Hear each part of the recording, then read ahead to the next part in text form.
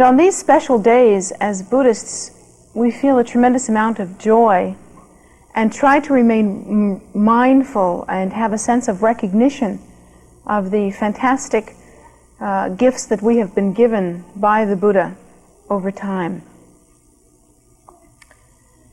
Because these are truly, what is the expression, the gifts that keep on giving. These are the gifts that never stop, they never run out. It isn't the case that we simply receive some teaching and the teaching has therefore become an old thing or a dead thing or a thing that is not miraculously eternal. It isn't the case at all, because we consider the Dharma to be a living thing. The blessing of the Dharma continues. It's very much alive. When we practice devotion to our teachers and practice devotion to the Buddha and all the Bodhisattvas, we think that the blessing is a living essence, that it is a lineage or a connection that is a breathing thing and brings us right back to the root of the source of that blessing, which is the very mind of enlightenment itself. Of all the things that one could experience, of all the moments in time that one could acknowledge, that moment of precious awakening is by far the most living presence. And so, the meaning then for a day like this is very much alive. And we should think with great devotion and wonder of the many feats that Lord Buddha accomplished. During these days, you'll notice that on the different altars that we have here, there are many different kinds of offerings. You'll see vegetables offered, fruits offered, rices, grains, candies, candles, lights of different kinds. Often people will offer jewels, precious minerals of one kind or another, or crystals. There are many different kinds of offerings, and you can go to any of the different, and flowers of course, and you can go to any of the different altars and see very beautiful, very artistically laid out and carefully laid out and lovingly laid out offerings. This is a time then for offering for us. Since this is a time for us to do that, and since those of you that are not familiar with this practice may wonder why there is so much food on the altar and whether we're going to have lunch afterward or something like that, I would like to give a short teaching about how offering is to be considered, how we are to understand this gift giving, how we are to think of it when we make a gift, and how we are to think of it when we see others give a gift. In order to understand deeply this process, excuse me, I would like first to speak of, by necessity, and as a means of contrast, the ordinary kinds of activities and ordinary kinds of perceptions that we engage in, so that we can look at the difference between such an ordinary thing and the process of making offerings. In our ordinary lives, when we see an object, when we view an object, whatever that object is, we have to perceive it with our five senses. Even if we are blind, we perceive it with our other senses. Even if we are deaf, we perceive with what we have left. Even if we are blind and deaf, we perceive with touch. Even if it were somehow possible for all of our senses to be numb, it would be impossible for us to be able to perceive phenomena in any kind of realistic way. Communication would be impossible. It would be impossible for us to understand phenomena to any degree. That is to say, if we had no ability to touch or to feel, to smell, to taste, to hear, or to see, it would be impossible for us to compute our external environment, because the means for that computation to take place occurs within the five senses. And even if someone were to say to you, think of an orange, even if you didn't have that orange right in front of you, you would know what an orange is like. And the reason why you would know what an orange is like is because you have sampled an orange, you have seen an orange, you had experienced an orange, and you have computed it somewhere, you have it stored in your memory banks. So that even now, if I were to say, imagine sucking on a lemon, each of us would increase our salivation. Aren't you doing that right now, if you think about sucking a lemon? And I'm doing that. And the only reason why that happens is because we've experienced lemon before. So these five senses are very important, but we often experience through the five senses without really understanding how they come about, what they're based on, how it is that this experience actually takes place, and what the meaning of all of this is. Actually, according to the Buddha's teaching, the five senses are considered to be extensions of one's own ego. That is to say, that there is an underlying foundational belief in self-nature as being inherently real and solid, the ego self. And there is an underlying foundational belief that comes with that happens automatically, in that once one assumes self, one must assume all phenomena to be relative to self. A thing is either self or it is not, you see. So one experiences phenomena as other than self. And so on a very basic level, on a very primal level, we experience what we conceive of as self and what we conceive of as other. And that is the beginning or the root of the dualistic mind and dualistic perception that we are involved in now. The entire menu of experience that is based on the five senses is based on that duality. Absolutely, there is no sense that we have, no experience that we have, and also no computation based on that experience, no conjecture that comes from the history of that experience. There is nothing that we experience that is not experienced as within that realm of duality, based on the belief in based on the five senses, based on the belief in self-nature and in other as being solid and substantial and real. In fact, the five senses are part of a process of constantly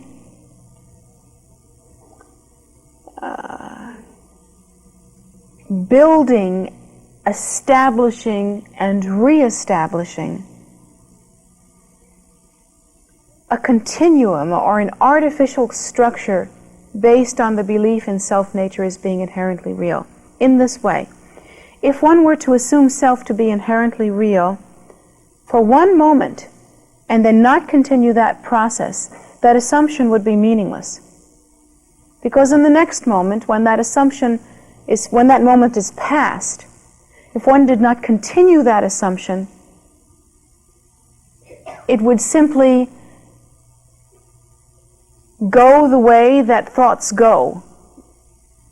And that process looks very similar to a bubble rising to the surface of a pond and naturally dissipating. One has to put an effort, you see, into continuing the continuum of self. It is actually an effortful process. However, we do not realize that we are doing that. We do not make a conscious decision to say, I will continue to believe in self-nature as being inherently real. We do not make a conscious and aware decision and say, ego must continue. If we could do that, then upon hearing the Buddha's teaching that tells us that desire associated with the belief in ego and ego itself are actually a cause of suffering, upon hearing that teaching, we would be able to stop that continuum. to stop that event. Those of you that have some experience in meditation, or who have simply heard the teaching and tried not to think about the ego so much, tried to make the ego smaller and less important, these different kinds of ideas that we have to advance spiritually, those of you that have tried those things know how very difficult it is, and know that the moment you think you can stop thinking about the ego, it comes up to remind you by slapping you square in the head that absolutely it is still there to be reckoned with. And that ego continues to function, and it seems to be a very automatic thing. And because of its automatic appearance, we assume ego to be true. In fact, ego continues as it does due to something that is very much like a compulsion. And it is because of the very process of conceptualizing ego itself. That very process actually gives birth to what comes after. In that, once self is assumed, by the nature of that assumption, by the method of that assumption, it must be continued, or the result will be an experience of chaos. Once one assumes that self is real, one must either continue self or one must allow it to die. And it is that allowing it to die, allowing it not to continue, that causes within us fear and causes us to give birth to ego clinging and all of the resultant desire that comes from that. Therefore, we must constantly remind ourselves of the reality of self. That continuum must be continued. We must continually reaffirm and create this structure, because like any building, if the structure is not continually fortified and strengthened, it will crumble. And since we believe in self, and since we have had the idea of self, or have assumed rather, self-nature to be inherently real, due to that, the alternative is a fearful and chaotic thing, and it is like death. It is like not surviving. And that is not something that we feel comfortable doing. All of this, however, happens on a completely automatic level, and has happened over aeons and aeons of time, through many lifetimes. Not only in this lifetime. We have popular theories on personality in this lifetime, thinking that we begin to store up information from the time of birth, and some people say even before, and that somewhere around the ripe old age of 3, we develop a personality. Interestingly, right around the time that we develop sinuses. I don't know what that means, but having developed both sinuses and personality, we think that the ego is merely a product of all of the abuse that we have suffered as children, and therefore we can freely blame our mothers, and there's no problem with that. Actually, in fact, we have lived so many times, and our experience as sentient beings is so extensive that the very experiences that we had even up until the time that we are 3, even upon developing sinuses and personality, these very experiences are actually based on karma that we have incurred before this lifetime, previous to this lifetime. It is based on cause and effect relationships that began a very long time ago and continue to arise as interdependent, coexisting cause and effect relationships. A tapestry of experience. So there's never a time that we can remember at which we honestly said, let's go with this thing.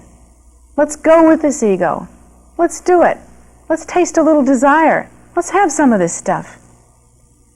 In fact, we feel somewhat victimized, not understanding that this compulsion to build an ego, this structure, this continuum that must be effortfully continued, There's a very old habitual tendency that we have carried over from a long time ago and that we continue to build.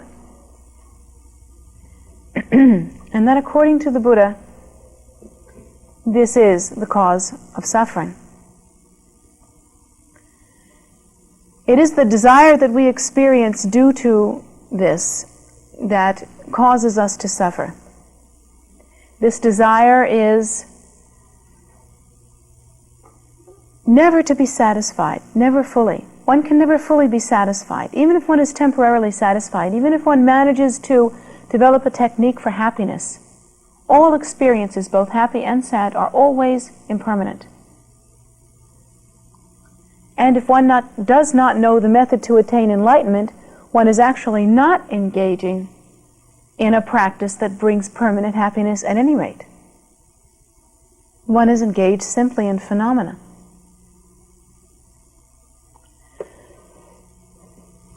We then find ourselves revolving in cyclic existence and experiencing suffering, according to the Buddha.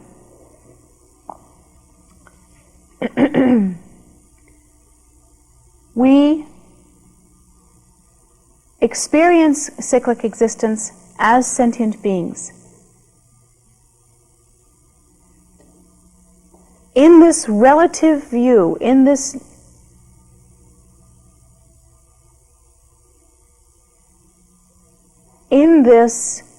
ordinary understanding that we have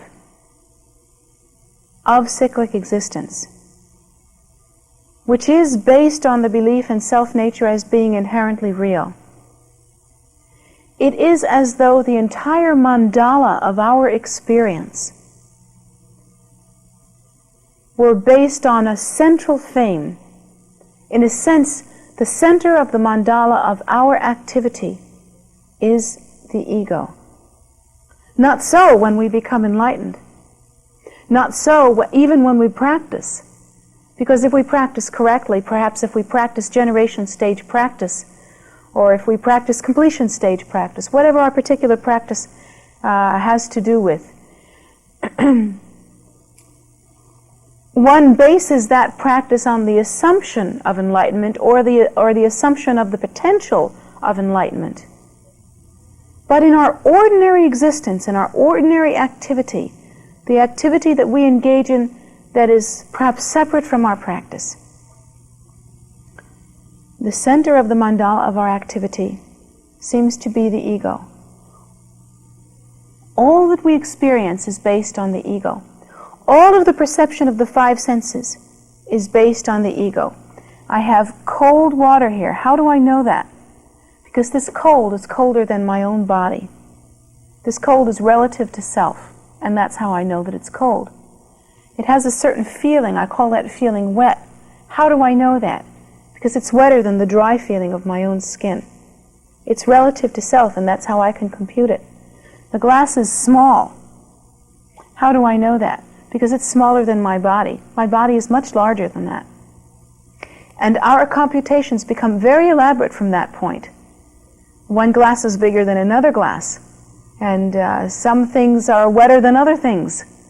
And there are varying degrees of temperature and different kinds of colors and different kinds of compiled experience that we can witness.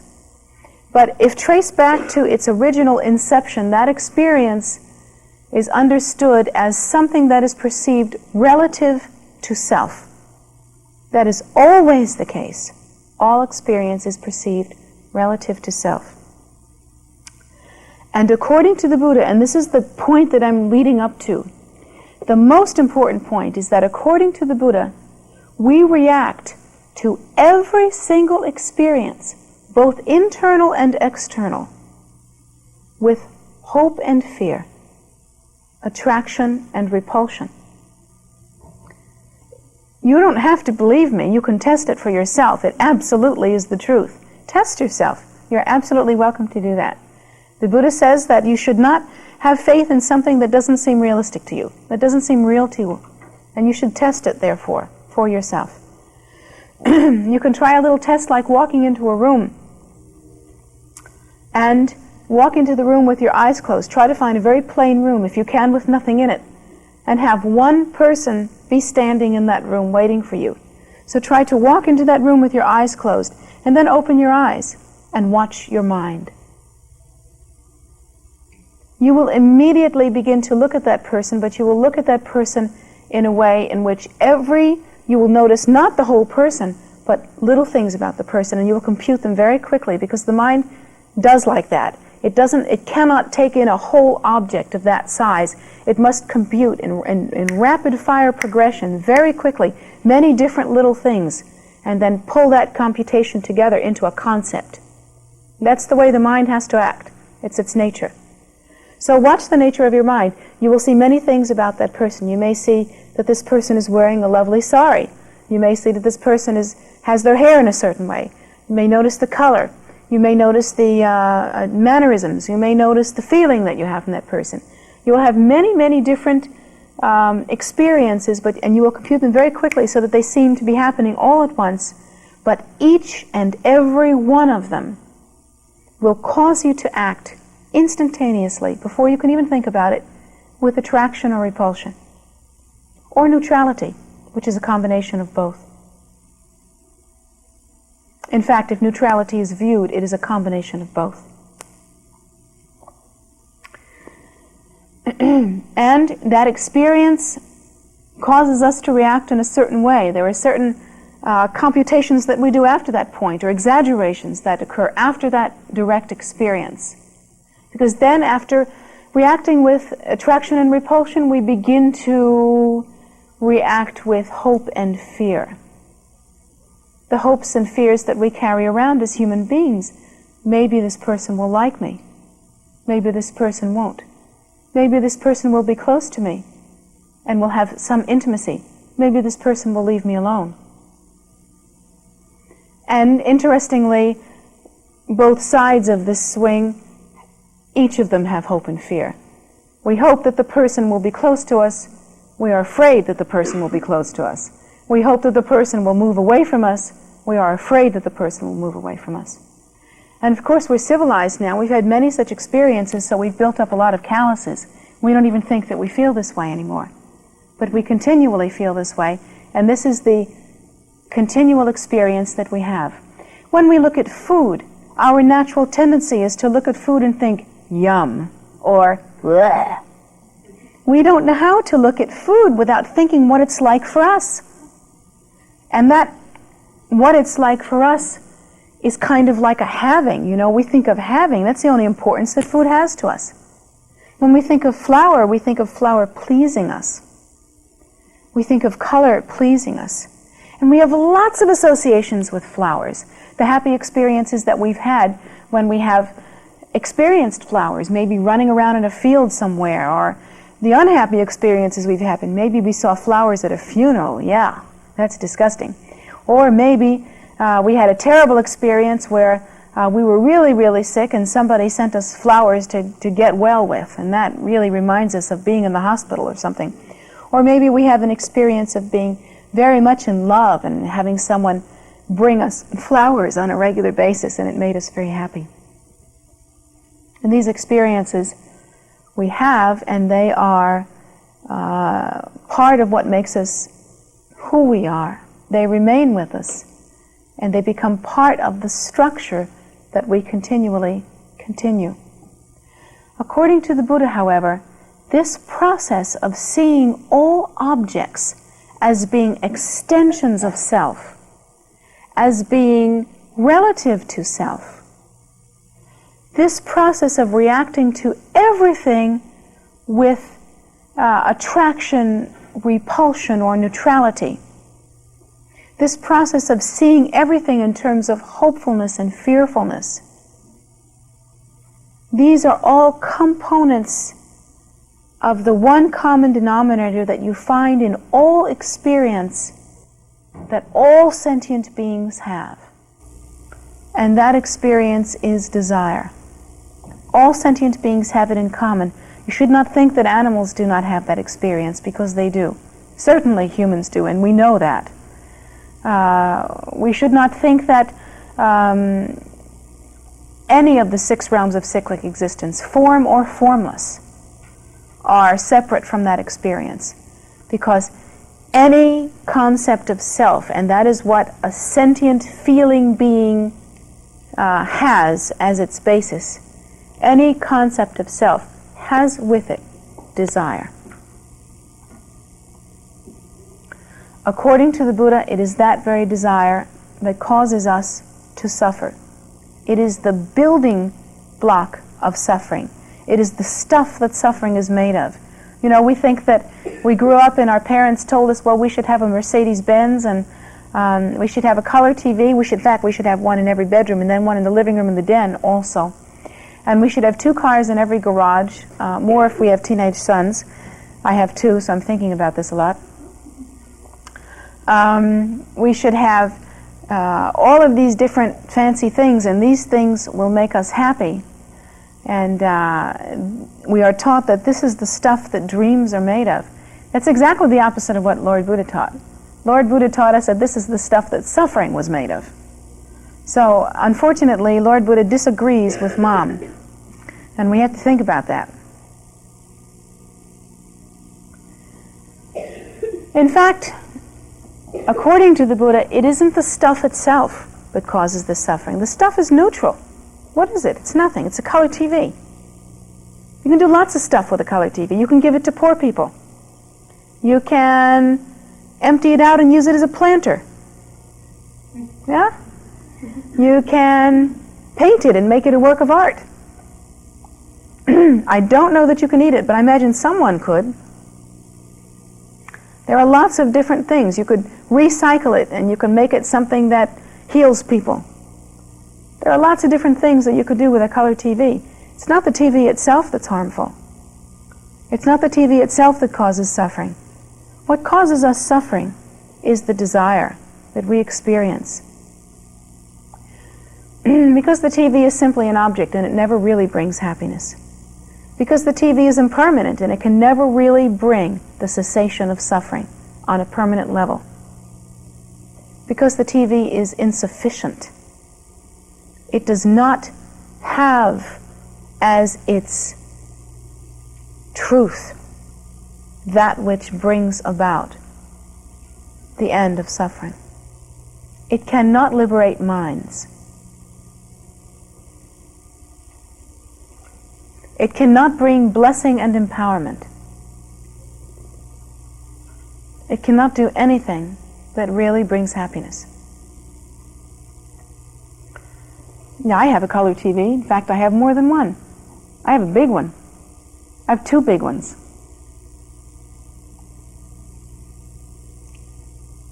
But we have to think about how we view desire, how we view objects,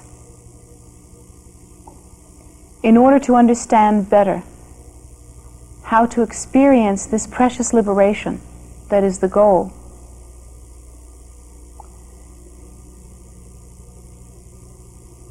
We must find a way somehow, through the intensity of our practice, through our devotion, we must find a way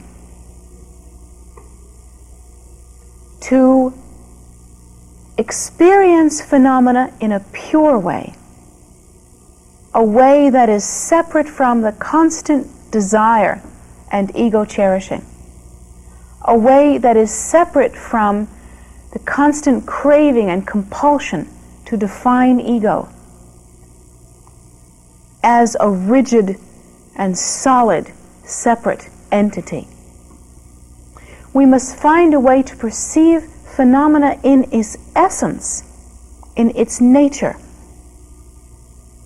without desire, in a pure way, an innocent view, a view that is pristine in its nature, pure cognition, that is to say,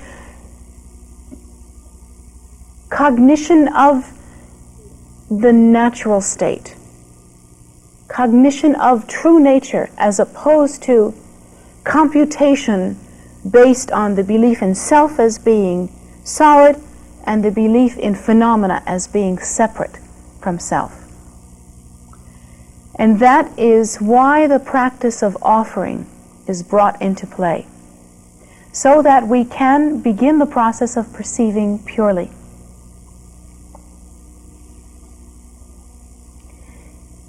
We, as well as all phenomena, near and far, all that is, everything that appears to exist, and especially we should think of ourselves in this category, are in our nature the Buddha essence, are in our nature the primordial wisdom state. We are in our nature that pure, pristine luminosity, which is free of all contrivance and all artificial construction. That is our nature. And everything that you see, even this water that I thirstily drink,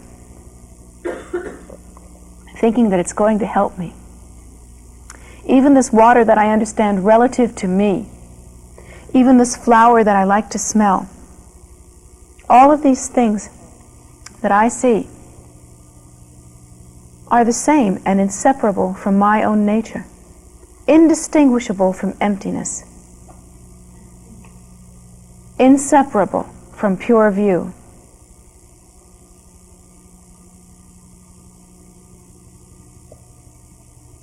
The same as the Buddha nature.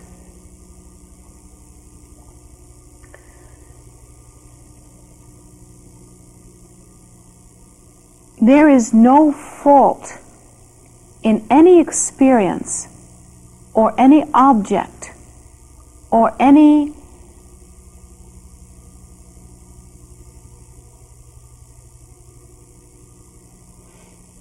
bit of external phenomena. There is no fault in any person when one understands that that object, that bit of phenomena, that person is inseparable from the nature. What is at fault is our ego clinging. What is at fault is our selfish view. When we look at everything and see it as having importance only relative to us. How many times have we walked outside and said, "It's a beautiful day. It's a beautiful day for me," is what we're thinking. I love beautiful days. I'm a terrific person because I love beautiful days. Watch me walk in this beautiful day.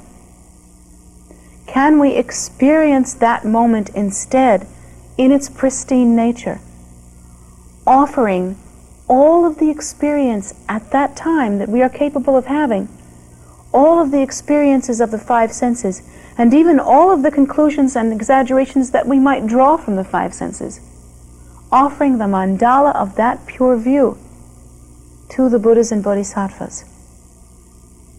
What a different experience. What's different about it is that it leads us closer to enlightenment. It actually leads us to be awake in the way the Buddha is awake. Because the Buddha is constantly mindful and constantly cognizant of that pure view. The Buddha is awake to that. We are busy grabbing things. We are busy understanding everything according to the ego. And that's how we compute everything. And it only brings us unhappiness. Whereas with the Buddha, it has brought him the end of suffering. Offering is extremely important because it gives us the opportunity to practice in that way. And you should think when you offer a bag of fruit to the Buddhas and Bodhisattvas, or give some flowers to your teacher or something like that, you should think that not to do this in a superficial way. This is a very precious opportunity. You should not think, I'm going to give this teacher some flowers. What is that? That's what you always do. That's the same as what we always do. It's all about me, isn't it? I'm going to give this teacher some flowers. She'll notice that I've given her some flowers. Or I'm going to give my teacher some fruit, and she'll notice that I'm giving her that fruit. or she'll like that. That's not enough. We have to understand offering in a much more profound way than that. When we give fruits and flowers and things like that, for instance, to the Buddhas and Bodhisattvas, do we think that they need that? If I were to take this right now and offer it to Lord Buddha himself, which I do I think he needs that? Do I think he is so bereft of happy experience that he must have my daisies? Do I think that he requires this? Do I think that his happiness is so small that my daisies will make him happier? Do I think like that? Hope not.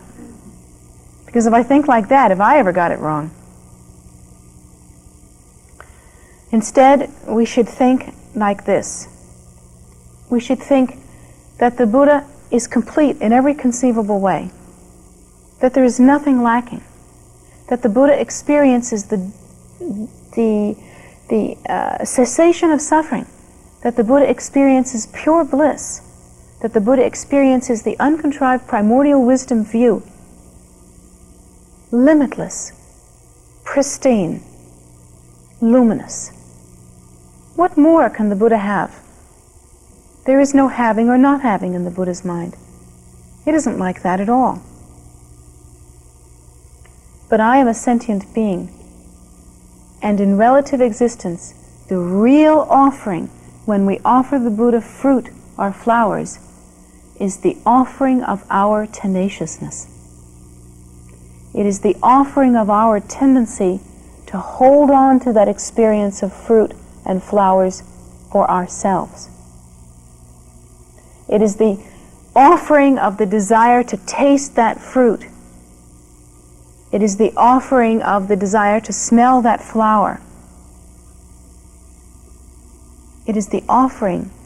The bottom line is that it's the offering of a pure life. And to whom are we really offering? We are offering that offering to our nature, which is the same as the Buddha, which is ultimately the same. We are offering that limited, egocentric, compulsive, artificial experience filled with desire and polluted by desire. We are offering that entire experience to the Buddha, which is the same as our own nature, and from that experience we come closer to perceiving our true nature. In conclusion, what causes us not to perceive our true nature?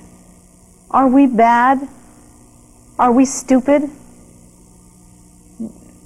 Are we diseased? Is there some real block? Is there like really a wall there? According to the Buddha's teaching, that nature which is the precious awakening cannot be any closer than it is now. It is not possible for it to be closer. And yet we have never tasted it. It cannot be bigger or more available than it is now. And yet we do not know it. And the only thing that prevents it, that prevents us from awakening to the primordial wisdom state, is the compulsive, continual ego-clinging, the distorted view caused by desire that we experience constantly, the constant fixation on self. It is this that causes us not to know our nature and nothing else. There is no other block. There isn't any wall. There is no distance that one must go. That nature is not separate, is not somewhere else. In Buddhist terminology, it is said that when we die, we pray that we will be reborn in Dewa-chen. Where is Dewa-chen? Is it someplace else? Is it far away? Do you really have to go west? That's what the legend says, the teaching says. Maybe I don't know.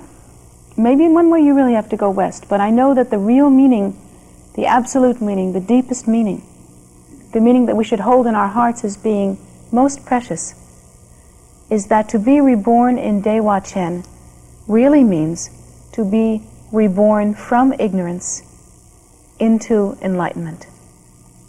And that is the true meaning. And it's not very far away at all. There is no distance. Therefore,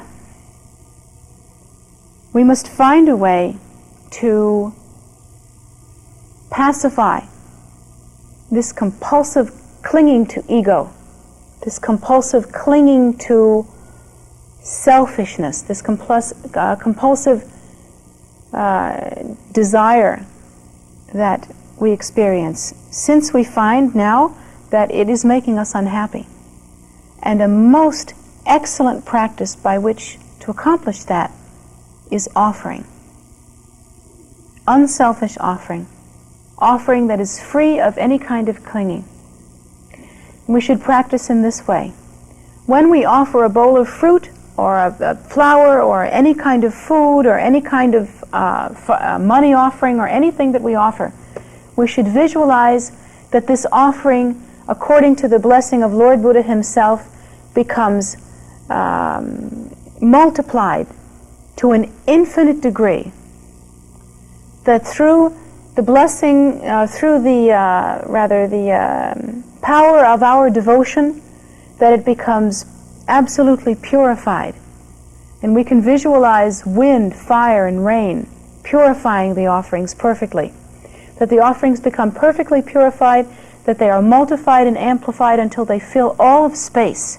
That the offerings are absolutely the same as and consistent with our own experience, and that all experience that we have, every morsel of experience, is transformed in that way. And we therefore even transform all of the five senses into the five primordial wisdoms. And it is considered that all experience of every kind, both internal and external experience, therefore is offered to the Buddhas and Bodhisattvas, is offered at the altar of enlightenment. Thereby, our experience is the experience, then, of the precious awakening. An experience consistent with our own nature, not occluded by desire, not blocked by ego clinging. Every time we offer flowers or fruit, we should think that we are offering all of the information gathered by the five senses, every bit, so that that information is not constantly tainted with desire. And the five senses therefore become the five celestial dakinis, the five wisdoms. The five senses then become five precious activities that lead to enlightenment. So when we give our offering during sadhana practice, or when we give some offering on this day, for instance, or any day of the year that we wish to make an offering, we must consider it a practice, not just an accumulation of meritorious activity. Maybe we'll get something for it later. We shouldn't think like that. What is that? That's what we always do, and it's always made us unhappy. It should be a practice of transforming suffering into joy. A practice of transforming ego clinging into supreme generosity, also known as pure view. A practice of transforming desire into happiness. And so that is a brief teaching on the practice of offering. I hope it will serve to those of you that come here either infrequently or have not been here before. I hope it will serve as a means by which you might understand the many offerings of food and different kinds of things that you see on the altars. And also you should know that whenever one makes such an offering, one should dedicate the merit and the blessing and the value of that offering to the liberation and salvation of all sentient beings, because there are many sentient beings now that suffer from hunger and thirst, and they suffer in many different ways. And it isn't because they don't have that bowl of fruit that they are suffering from hunger. They actually, that's the symptom, you see. They actually suffer from hunger because they have within their mind streams the unfortunate karma of having not understood generosity in their past. And so now we have the wonderfully unbelievable opportunity to act in a supremely generous way, offering everything of our own five senses, and we dedicate the merit of that for their sake, hoping and knowing that according to the Buddha's teaching, it will bring about the cessation of their suffering as well. And so that is our practice today.